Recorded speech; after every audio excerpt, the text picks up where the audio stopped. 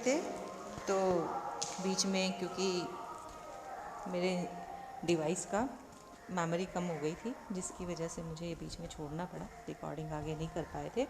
तो इसको रिकॉर्डिंग को अब मैं आगे चालू कर रही हूँ। ठीक है, तो अब देखिए इसमें लास्ट पंक्ति हमारी रह गई थी, निर्भय भया कछु नहीं व्यापे कहे कबीर दीवाना। तो कबीर दास जी कहते हैं कि माया देखकर ये सारा संसार जो है उसके आकर्षण में फंस जाता है और गर्व करने लगता है, अर्थात अभिमान करने लगता है। निर्भय भया कछु नहीं व्यापे कहे कबीर दीवाना। तो जो निर्भय व्यक्ति होता है, निर्भय किस चीज़ से व्यक्ति होता है? जब वो ईश्वर की भक्ति करता है, इस ईश्वर परम सत्ता को स्वीकार करता है, उसको परम सत्ता के रूप में स्वीकार करता है, उसको वास्तविक रूप से जानता है, अपनी आत्मा को पहचानता है। तो जब वो जानता है कि मेरे अंदर ईश्वर बैठा है परमात्मा आत्मा के रूप में, तो उसको किसी प्रकार का डर व्याप्त नहीं होता, अर्थात वो किसी प्रकार से किसी भी चीज़ से नहीं डरता। कहे कबीर दीवाना। कबीर दास जी ईश्वर की भक्ति में दीवाने होकर, उसके प्रेम में दीवाने होकर ये कहते हैं कि ईश्वर की भक्ति में डूबा हुआ व्यक्ति किसी भी चीज़ से भयभीत नहीं होता, वह हमेशा भय मुक्त रहता है। समझ में आई बच्चों? चलिए अब हम आगे करते हैं।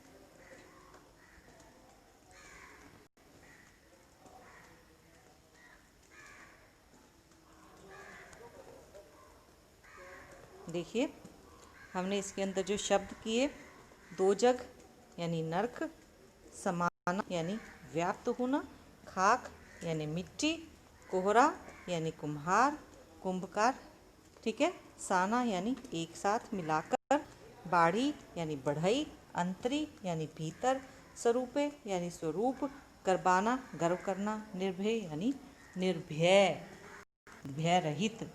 ठीक है, अब आगे देखिए इसमें हमने जो इसका कबीर दास जी का ये पद किया है, इसका काव्य सौंदर्य और कर लेते हैं। कबीर ने आत्मा और परमात्मा को एक बताया है। ठीक है, उन्होंने माया मोह व गर्व की व्यर्थता पर प्रकाश डाला है कि उनका क्या कहना है कि संसार की जो माया है और ये जो प्रेम जाल है, इसके बीच में पढ़कर व्यक्ति जो अहंकार अनुभव करने लगता है, वह सब व्यर्थ बेकार की बातें हैं, उसका कोई लाभ नहीं। एक एक में यमक अलंकार का प्रयोग किया गया है। ये आपका भाव पक्ष है। अब आपका कला पक्ष आता है काव्य सौंदर्य में। पहला पंक्ति जो है, हम तो एक एक करी जाना, उसमें कभी क्या है कि यमक अलंकार का प्रयोग किया गया है। एक एक यमक अलंकार क्या होता है? एक ही शब्द को जब एक से ज़्यादा बार प्रयोग किया जाए और उसके अर्थ अलग अलग हों। एक यानी आत्मा परमात्मा के विषय में भी आया है, और एक एक का अर्थ क्या है कि एक, वन जिसे कहते हैं। ठीक है, खाक और कोहरा ये रूपकातिशयोक्ति अलंकार हैं। रूपकातिशयोक्ति यानी रूपक अलंकार के साथ अतिशयोक्ति अलंकार। रूपक कहाँ पे होता है? जहाँ पे किसी वस्तु को दूसरी वस्तु के साथ समानता बताई जाती है, और जहाँ पर उपमेय को हटा दिया जाता है और उसके उपमान को रख दिया जाता है। उपमेय और उपमान में समानता बताते हुए उपमेय को हटाकर उसके स्थान पर उपमान को रख दिया जाता है, यानी जिसके साथ उसकी तुलना की जा रही है, जिसके साथ उसकी समानता बताई जा रही है, उन शब्दों का प्रयोग वहाँ पे किया जाता है। अब यहाँ पे खाक की बात हो रही है, पंच मिट्टी, पंचमेल जो मिट्टी होती है, पंच तत्व की बात हो रही है। ठीक है, कोहरा कुम्हार, ईश्वर रूपी कुम्हार की बात है। ठीक है ना। और अतिशयोक्ति अलंकार क्या होता है? अतिशयोक्ति अलंकार जहाँ पे किसी बात को बढ़ा चढ़ा कर कहा जाता है, वहाँ पर अतिशयोक्ति अलंकार होता है। तो यहाँ पर इन शब्दों के अंदर रूप का अतिशयोक्ति अलंकार है। ठीक है, अनुप्रास अलंकार की छटा दर्शनीय है, जैसे कि आपका एक एक के अंदर भी अनुप्रास अलंकार है, पुनरुक्ति प्रकाश भी है, अनुप्रास भी है, और यहाँ पर यमक अलंकार का भी प्रयोग किया गया है। इसी प्रकार से अनुप्रास अलंकार बहुत सी जगह पर है। क्या होता है अनुप्रास अलंकार? जहाँ पे किसी भी वर्ण की आवृत्ति की जाती है, ठीक है ना, तो वहाँ पर अनुप्रास अलंकार होता है। सदुखड़ी भाषा है। भाषा कौन सी है? सदुखड़ी, या इसे हम खिचड़ी भाषा भी कह सकते हैं, मतलब जिसके अंदर एक से ज़्यादा भाषाओं के शब्दों को का प्रयोग किया गया है। उदाहरण अलंकार है, जैसे कि यहाँ पे दिया गया है एक ही पवन, एक ही पानी, एक ही ज्योति समाना, ईश्वर के एक रूप को स्थापित करने के लिए कहा गया है। इसी तरह से ईश्वर के ये जो मनुष्य है वो पंच तत्व से मिलकर बना है, और तो कहा गया है कि आत्मा भी उसी प्रकार से नहीं मरती, आत्मा अनश्वर है, आत्मा कभी नष्ट नहीं होती, जैसे बाढ़ी काष्ठी काटे अग्नि ना काटे कोई, ठीक है ना। तो इस प्रकार से उदाहरण दिए गए हैं, उदाहरण अलंकार है। जहाँ पर इस प्रकार की बातें लिखोगे, आपकी अनुप्रास अलंकार है, उदाहरण अलंकार है, तो वहाँ पे उसके उदाहरण भी अवश्य दूंगी कि किस तरह से आप उसे अनुप्रास अलंकार बता रहे हो, किस प्रकार से यहाँ पे उदाहरण अलंकार बता रहे हो, ठीक है ना। पद में गेयता है, संगीतात्मकता है, पद को गाया जा सकता है, ठीक है। अब इस पद से संबंधित जो आपके प्रश्न हैं, कबीरदास जी परमात्मा के विषय में क्या कहते हैं कि परमात्मा एक ही है, ठीक है। भ्रमित लोगों पर कवि की क्या टिप्पणी की है, जो कि जो लोग भ्रमित हैं कि ईश्वर एक से ज़्यादा रूपों में हैं, तो उनको क्या होगा, नरक की प्राप्ति होगी। संसार नश्वर है परंतु आत्मा अमर है, स्पष्ट कीजिए। ये इसके बारे में कबीरदास जी ने इस पद के माध्यम से बताया भी है कि संसार नश्वर है परंतु आत्मा अमर है, जैसे बढ़ई काष्ठी काटे अग्नि ना काटे कोई, की इस प्रकार से इस संसार में बढ़ई जो है अग्नि को नहीं काट सकता, उस लकड़ी के अंदर बसी हुई जिस लकड़ी को वो काट सकता है। इसी प्रकार से मनुष्य का जो शरीर है वो उस लकड़ी के भांति है, ठीक है ना, जिसे कि बढ़ई काट रहा है, अर्थात जिसे हम मरने के बाद जला देते हैं, परंतु उसके अंदर समाहित अग्नि को, यानी उस हमारे शरीर के अंदर समाहित जो आत्मा है वो कभी नष्ट नहीं होती, वो हमेशा जीवित रहती है। कबीर ने किन उदाहरणों के माध्यम से सिद्ध किया है कि सत्ता, ईश्वर की सत्ता एक है, एक ही पानी, एक ही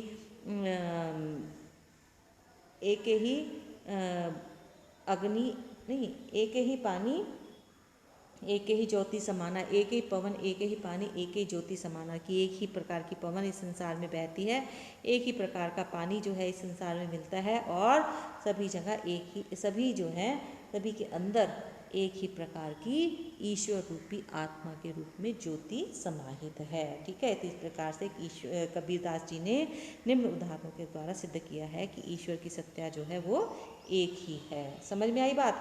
चलिए अब अगली स्लाइड पर चलते हैं।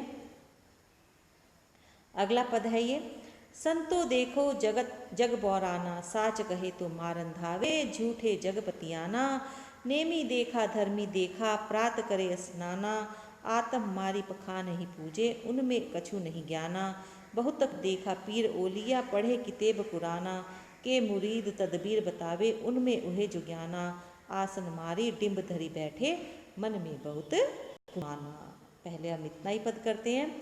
तो क्या कहते हैं कि संतो देखत जगत बुराना, यहाँ पर कबीरदास जी सज्जनों को, संसार के सज्जन मनुष्यों को संबोधित करके कहते हैं कि हे सज्जनों देखो जग बोराना, यह संसार जो है बौरा गया है, यानी पागल हो गया है। साच कहे तो मारन धावे, सच की बात करें तो यह संसार मारने को आता है। झूठे जग पतियाना, पतियाना यानी विश्वास करना, और झूठे व्यक्ति पर यह संसार के लोग जो हैं विश्वास करते हैं।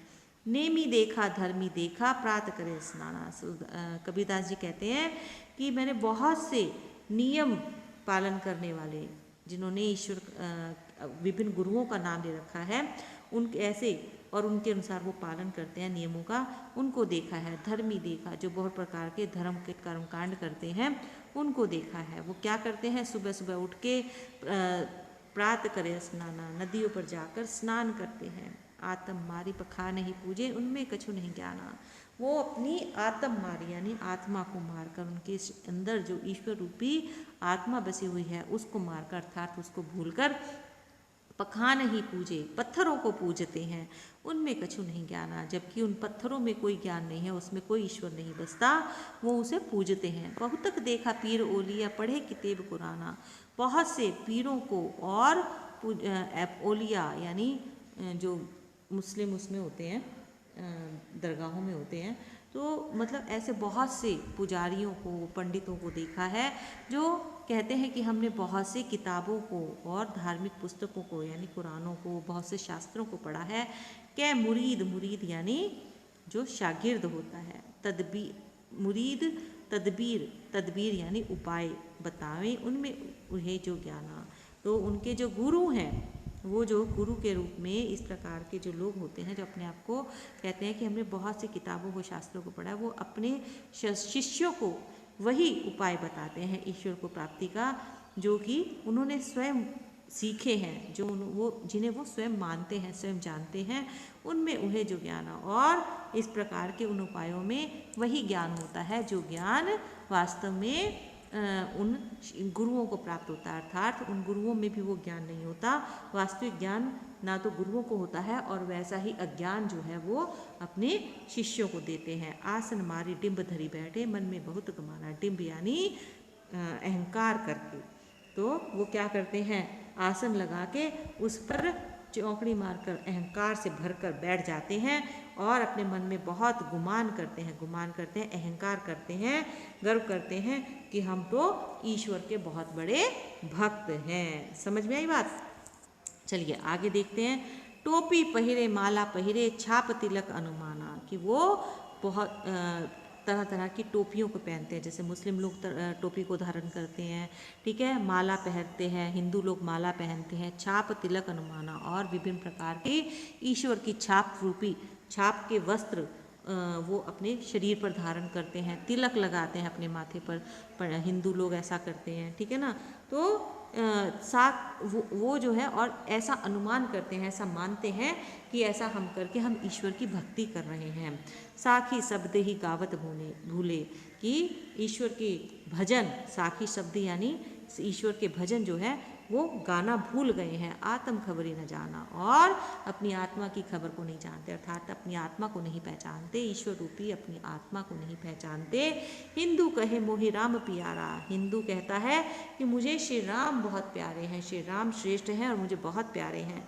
तुर्क कहे रहमान, और जो मुस्लिम है वो कहता है कि मुझे रहमान बहुत प्यारा है। आपस में दो लड़ी लड़ी मुए, वो दोनों यानी हिंदू और तुर्क जो है आपस में लड़ते लड़ते मर जाते हैं। लड़ी लड़ी यानी लड़ लड़ के, दो यानी दोनों, मुए यानी मर जाते हैं। मर्म ना काहू जाना, और किसी ने भी ईश्वर के इस ईश्वर रूपी शब्द का वास्तविक उसका क्या अर्थ है, ईश्वर क्या है वास्तव में, आत्मा क्या है, इसके बारे में कोई भी उसके वास्तविक अर्थ को कोई नहीं जानता। घर घर मंत्र दे तो फिरत है महिमा के अभिमाना, और वो क्या करते हैं कि घर घर मंत्र देते हुए फिरते हैं महिमा के अभिमाना, कि अपने आप को इस संसार में प्रसिद्धि प्राप्त करने के लिए और लोगों के बीच में प्रसिद्ध होने के कारण अपने आप को ज़्यादा श्रेष्ठ मानते हुए और उस अभिमान में चूर होकर, उस गर्व में चूर होकर वो घर घर अपने गुरु मंत्र देते हुए फिरते हैं। गुरु के सहित सिक्खे सब बूढ़े, मतलब गुरु के साथ साथ उनके जो शिष्य होते हैं वो भी सभी बूढ़े हैं, यानी अनजान है, अज्ञानी है। अंधकाल पचिताना, वो भी सिर्फ उतना ही ज्ञान प्राप्त है, उन्हें उतने ही ज्ञानी हैं जितने की ज्ञानी उनके गुरु हैं, क्योंकि उनके गुरुओं के पास वास्तविक ज्ञान नहीं है, तो इसलिए उनके शिष्यों को भी कोई ईश्वर का ज्ञान नहीं है। अंतकाल पछिताना, इस प्रकार के गुरुओं को और शिष्यों को अपने जीवन के अंतिम समय में पछिताना पड़ेगा। कहे कबीर सुनो हो संतो, ई सब भ्रम भुलाना। कबीरदास जी कहते हैं कि हे सज्जन मनुष्यों, तुम जो है अपने मन के इस भ्रम को दूर कर लो, इस भ्रम को मिटा दो। किस भ्रम को? कि इस प्रकार से हम ईश्वर की प्राप्ति कर सकते हैं। केतिक कहा कहो नहीं माने, कबीरदास जी कहते हैं कि मैंने कितना, केतिक यानी कितना कहा है, परंतु वो कहना नहीं मानते। सहजे सहज समाना, कि ईश्वर तो सहज भक्ति से ही प्राप्त हो जाता है, उसके लिए किसी प्रकार के इस तरह के आडंबर करने की कोई आवश्यकता नहीं होती। आगे इसका भाव दिया हुआ है जो मैंने आपको समझाया है। आगे देखिए, इसके शब्दार्थ देख लेते हैं एक बार। बौराना यानी बुद्धि भ्रष्ट हो जाना या पगला जाना। धावे यानी दौड़ते हैं। पतियाना यानी विश्वास करना। नेमी यानी नियमों का पालन करने वाला। धर्मी यानी धर्म पाखंड करने वाला। स्नाना यानी स्नान करना या नहाना। आत्म यानी स्वयं यानी आत्मा। खानही यानी पत्थरों को या पत्थर की मूर्तियों को। बहुतक यानी बहुत से। पीरोलिया धर्म गुरु संत ज्ञानी आदि। पुराना कुरान शरीफ जो इस्लाम धर्म की धार्मिक पुस्तक है। मुरीद यानी शिष्य। तदबीर यानी उपाय। आसन मारी यानी समाधि या ध्यान मुद्रा में बैठना। डिंब भद्री यानी दंभ करके, आडंबर करके। गुमाना यानी अहंकार। पीपर यानी पीपर का पेड़। पत्थर यानी पाथर यानी पत्थर, छाप तिलक अनुमाना, मस्तक पर विभिन्न प्रकार के तिलक लगाना, साखी साक्षी गवाह, कबीर से अपनी उक्तियों के शीर्षक साखी, तो कबीरदास जी की जो उक्तियां हैं उनको साखी के रूप में कहते हैं, तो जिनको साखी का रूप दिया गया। शब्द ही वह मंत्र जो गुरु शिष्य को दीक्षा के रूप में देता है, शब्द पद के अर्थ में प्रयुक्त किया गया है। आत्म खबरी यानी आत्मा के सहज ज्ञान को, रहीमाना यानी रहम करने वाला, दयालु यानी ईश्वर, ठीक है, महिमा गुरु का महात्म्य, शिष्य यानी शिष्य, ठीक है, ये सभी इसके शब्दार्थ हैं। काव्य सौंदर्य में देखें वही ईश्वर ने के प्राप्त की धार्मिक आडंबरों पर करारी चोट की गई है, पाखंडी धर्म गुरुओं को लताड़ा लगाया है, ठीक है। अब बात आती है, ये तो इसका क्या है, भाव पक्ष है। अब हम इसका कला पक्ष करते हैं। कला पक्ष में भाषा, सदुखड़ी भाषा का प्रयोग किया गया है, खिचड़ी भाषा का प्रयोग किया गया है। चित्रात्मकता है यानी बिंब, जब इनके बातों ये बात कहते हैं ना कि आत्म मारी डिम्ब धरी बैठे, साखी शब्द ही गावत भूले, ठीक है, टोपी पहरे माला पहरे, छाप तिलक अनुमाना, ठीक है ना। तो इस प्रकार से इन सब में चित्रात्मकता है, बिंब, दृश्य बिंब का प्रयोग किया गया है। कबीर के अक्खड़पन जो है इनकी भाषा से स्पष्ट है। पद में गेयता है, संगीतात्मकता है, और अनुप्रास अलंकार का जगह जगह पर प्रयोग किया गया है। जहाँ जहाँ जगह जगह, जैसे लास्ट पंक्ति है, केतिक कहे कहा नहीं मानो, सहजे सहज समाना, तो कह की आवृत्ति वो पुनरावृत्ति हुई है, सह की पुनरावृत्ति हुई है। तो इस प्रकार से अनुप्रास अलंकार की छटा दर्शनीय है, ठीक है। प्रश्न देखिए, कबीर किसे संबोधित करते हैं और क्यों? कबीरदास जी सज्जन लोगों को संबोधित करते हैं। क्यों? क्योंकि सज्जन लोग ही इन बातों को समझ सकते हैं।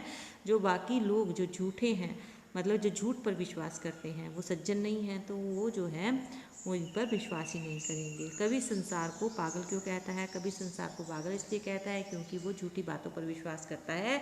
ईश्वर के वास्तविक अर्थ को, वास्तविक मर्म को वो नहीं जानता, आत्मा को नहीं पहचानता, और तरह तरह के बाह्य डंबरों से ईश्वर को प्राप्त करने पर का गुमान करता है, ठीक है। कवि ने हिंदुओं को किन आडंबरों पर चोट की है तथा मुसलमानों के किन पाखंडों पर व्यंग्य किया, ये मैंने बीच बीच में आपको बताया ही है। अज्ञानी गुरुओं व शिशुओं की क्या गति होगी? जीवन के अंतिम क्षणों में वो जब मृत्यु को प्राप्त हो रहे होंगे तो उन्हें पछताना पड़ेगा, क्योंकि तब उन्हें जब वास्तविक ईश्वर की प्राप्ति होगी, ईश्वर का ज्ञान प्राप्त होगा, तो उस वक़्त उन्हें समझ में आएगा कि उन्होंने अपने सारे जीवन जो है किस प्रकार से आडंबरों को करते हुए बिता दिया और वास्तविक ईश्वर को पहचानने का प्रयास किया ही नहीं, ठीक है। चलिए अब आगे करते हैं। आगे इसके प्रश्न हैं अभ्यास के। ये प्रश्न भी ऑलमोस्ट हमारे सारे हो गए हैं, बाकी एक बार कल हम इन प्रश्नों को करेंगे, ठीक है। समझ में आ गई? पाठ में किसी भी प्रकार की कोई समस्या हो तो आप जो है इसके बारे में मुझे कमेंट बॉक्स में कमेंट करके बता सकते हैं और मैं उसका उत्तर आपको अवश्य दूंगी। ओके।